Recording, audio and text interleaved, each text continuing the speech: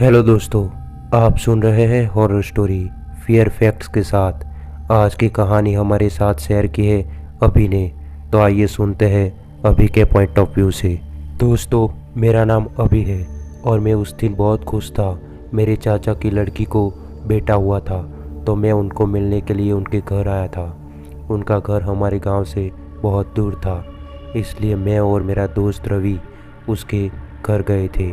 चाचा के घर सबको मिलने के बाद हमने जाते समय उनके घर से ऑटो पकड़ ली और हम बस स्टैंड की ओर निकल पड़े।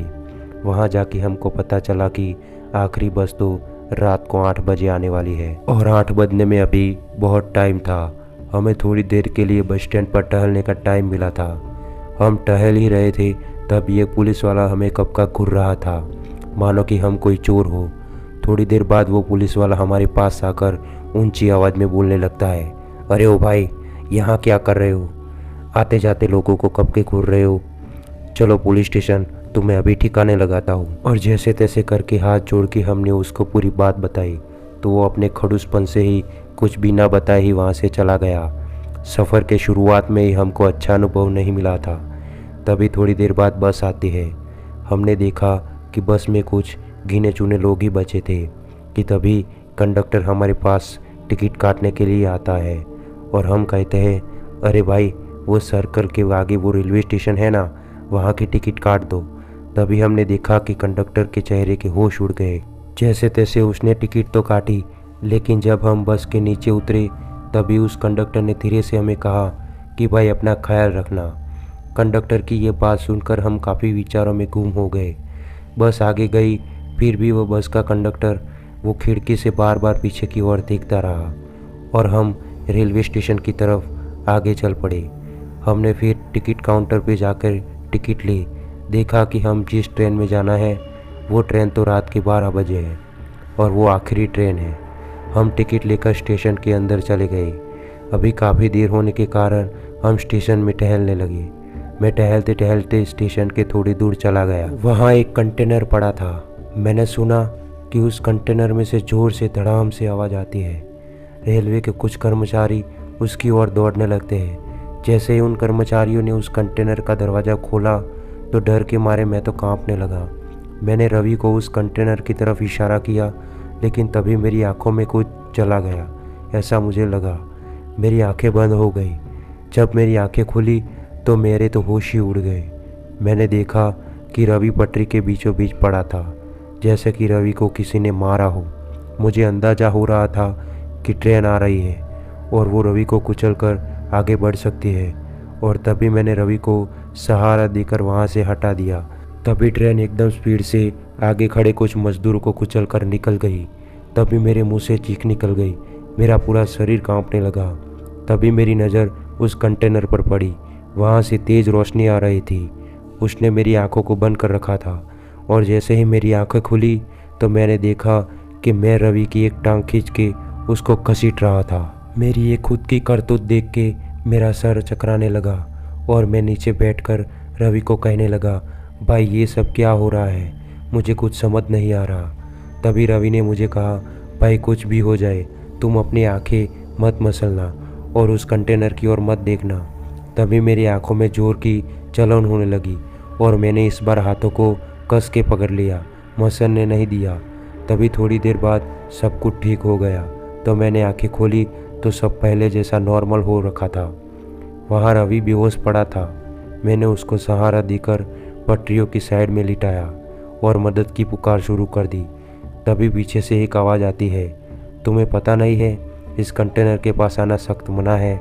मैंने पीछे मुड़कर देखा तो ये कोई कर्मचारी ही लग रहा था और उसने कहा कि अब भुगतो अपने कर्म की सज़ा। इतना कहकर वो गायब हो गया। अब पटरियों से थोड़ी दूर मुझे एक बस दिखी। मैंने सोचा कि अब हम उस बस से चले जाएंगे, जो होगा वो देखा जाएगा। और ये सब सोचकर मैंने रवि को बस के अंदर ले गया। रवि बुरी तरह से घायल पड़ा था। मैंने देखा कि बस में लोहे के कुछ पार्ट पड़े थे और सीट पर भी कुछ यात्री ही बैठे थे और मेरी नज़र उन पर पड़ी तो उनकी गर्दन धड़ से नीचे लटक रही थी। तभी मैंने रवि को सहारा देकर सीट पे बिठाया। फिर बस आगे की ओर बढ़ने लगी। तभी एकदम से बस को ब्रेक लग जाती है और बस की लाइट भी ऑन ऑफ होती है। फिर एकदम से लाइट बंद हो जाती है। फिर थोड़ी देर बाद जब लाइट आती है तो मैंने देखा कि सारे मुसाफिर गायब हो जाते हैं। एक भी यात्री नज़र नहीं आ रहा था। तभी मैंने आगे की सीट में देखा कि एक महिला बैठी हुई थी जिसके बाल लाल हो रखे थे। तभी एक चीज़ हमारे ऊपर मंडराने लगती है। हमने देखा कि उस औरत के बाल लंबे होकर हमारा गला दबा रहे थे। हमारा दम भी घुटने लग रहा था। हम बेबस होकर जान की भीख मांग रहे थे। तभी उस महिला ने कहा कि लो ये पीली पोटली तुम्हें उस कंटेनर तक पहुंचानी है। अगर तुम ये नहीं कर पाए तो तुम जलकर राख हो जाओगे। इतना कहते ही हम बहुत घबरा गए थे और हम बेहोश हो गए।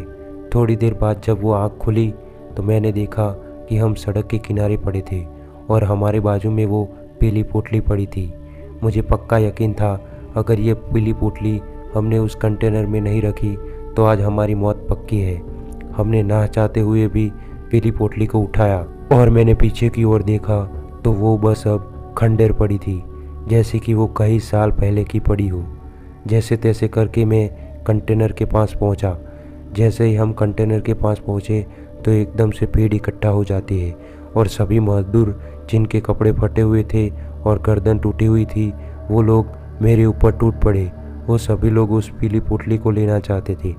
तो मैंने उस पोटली को नीचे की ओर साइड में रख दिया और मैं वहाँ से बाहर आ गया। देखा कि उस पोटली में से मरा हुआ बच्चा निकला। तभी रवि की आंखें खुली और वो फिर से ये सब देख के बेहोश हो गया।